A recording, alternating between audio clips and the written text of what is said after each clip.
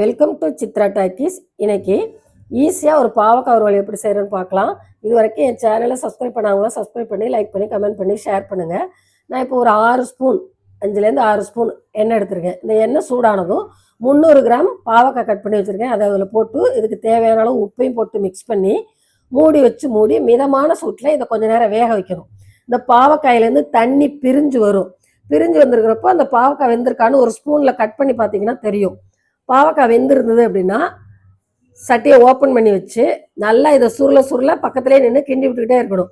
கிண்டி விட்டுகிட்டே இருக்கிறப்போ அந்த தண்ணியெல்லாம் சுண்டி போய் நல்லா பொலன்னு வரும். பாவக்காய் பொலன்னு வர்றப்போ அது கூட 1/4 ஸ்பூன் மஞ்சப்பொடி, 1.5 ஸ்பூன் மிளகாய் பொடி போட்டு நல்லா மிக்ஸ் பண்ணி விட்டு அடுப்பை குறைச்சி வச்சு நல்லா மிக்ஸ் பண்ணி விட்டோம்னா சூப்பரான மொறுன்னு பாவக்காய் தயாராக இருக்கும். இதே மாதிரி நீங்களும் செஞ்சு பார்த்து சாப்பிட்டு பாருங்கள்.